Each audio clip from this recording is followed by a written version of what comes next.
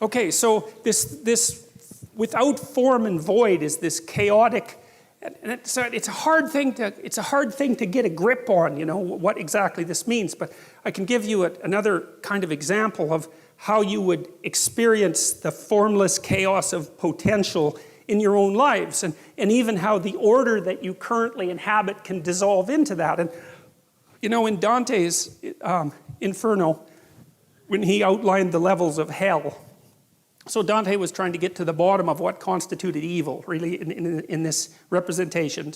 So it's a work of psychology, and he was thinking, well, there are various ways to behave reprehensibly, but there's a hierarchy of reprehensible behavior, and there's something absolutely the worst at the bottom. And Dante believed that it was betrayal. And I think that's right, because, you know, one of the things that enables long-term cooperation, peaceful cooperation between people is trust. And I would also say that trust is the fundamental natural resource. There's been some very good books written on the economic utility of trust, for example, and societies where the default economic presupposition between trading partners is trust tend to be rich, even if they don't have any natural resources. And you can see that, for example, with what happened with eBay, which I think was a kind of miracle, because what should have happened with eBay was that you sent me junk and I sent you a check that bounced, right? And that was the end of eBay.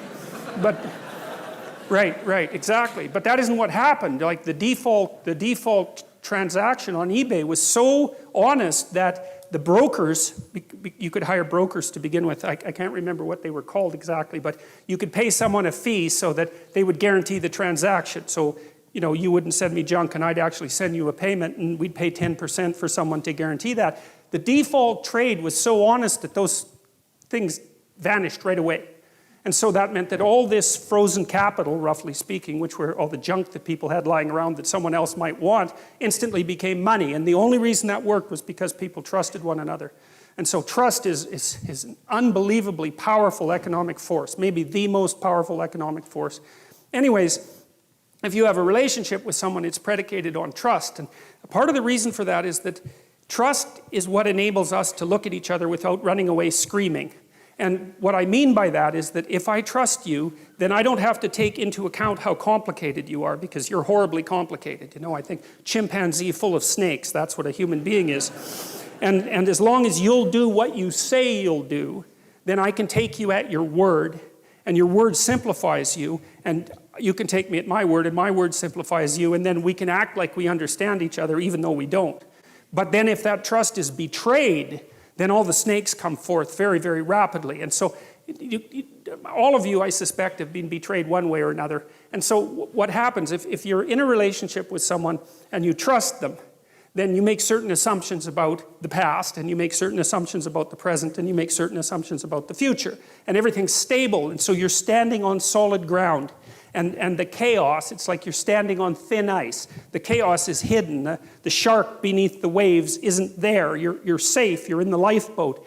But then if the person betrays you, like if you're in an intimate relationship and the person has an affair and you find out about it, then you think, one moment you're one place, right? You're where everything is secure because you've predicated your perception of the world on the axiom of trust. And the next second, really, the next second, you're in a completely different place. And not only is that place different right now, the place you were years ago is different, and the place you're going to be in the future, years hence, is different. And so all of that certainty, that strange certainty that you inhabit, can collapse into incredible complexity. And you say, well, if someone betrays you, you think, well, okay, who were you? Because you weren't who I thought you were, and I thought I knew you, but I didn't know you at all. And I never knew you, and so all the things we did together, those weren't the things that I thought were happening. Something else was happening, and you were someone else, and that means I'm someone else because I thought I knew what was going on, and clearly I don't. I'm some sort of blind sucker, or the victim of a psychopath, or someone who's so naive that they can barely live, and I don't understand anything about human beings, and I don't understand anything about myself, and I have no idea where I am now. I thought I was at home, but I'm not. I'm in a house, and it's full of strangers, and I don't know what I'm going to do tomorrow, or next week, or next year. It's like all of that certainty, that habitable certainty, collapses right back into the potential from which it emerged.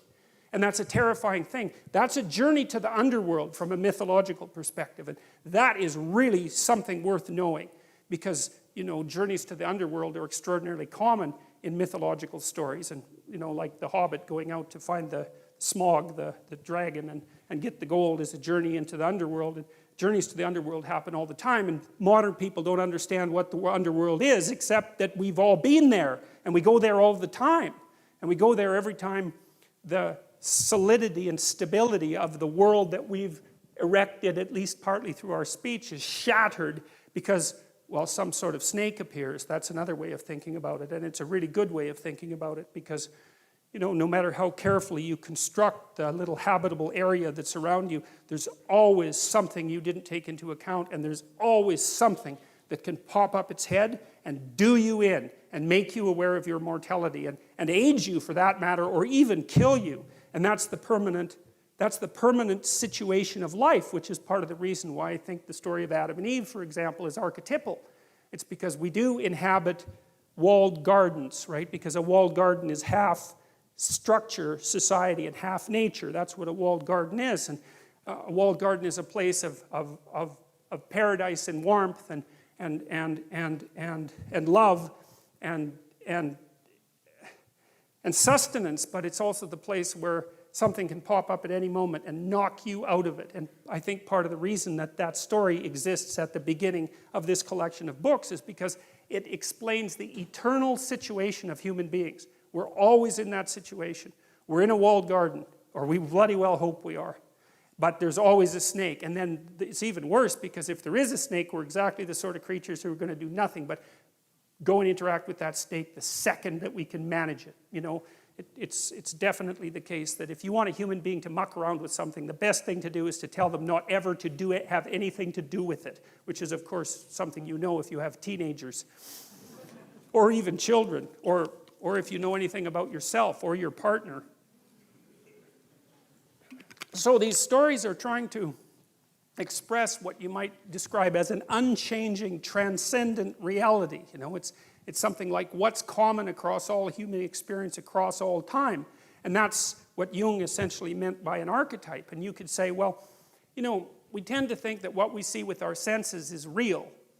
And of course that's true, but what we see with our senses is what's real that works at the time frame that we exist in, right? And so we see things that we can touch and pick up. We see tools, essentially, that are useful for our moment-to-moment activities.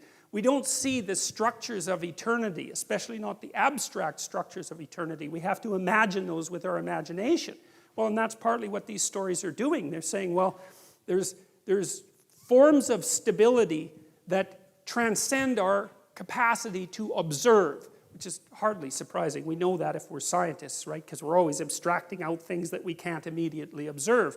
But there are metaphysical or moral realities or phenomenological realities that have the same nature, that you can't see them in your life by observing them with your senses, but you can imagine them with your imagination. And sometimes the things that you imagine with your imagination are more real than the things that you see. Well, numbers are like that, for example. I mean, there's endless examples of that. And I would say, well, this is also a good way of thinking about fiction, because a good work of fiction is more real than the stories from which it was derived. Otherwise, it has no staying power, right? It's distilled reality, even though, in some sense, it never happened. It's like, well, it depends on what you mean by happened. You know, it's a pattern that repeats in many, many places with variation. You extract out the central pattern. It's the pattern purely never existed in any specific form, but the fact that you've pulled a pattern out from all those exemplars means that you've extracted something real.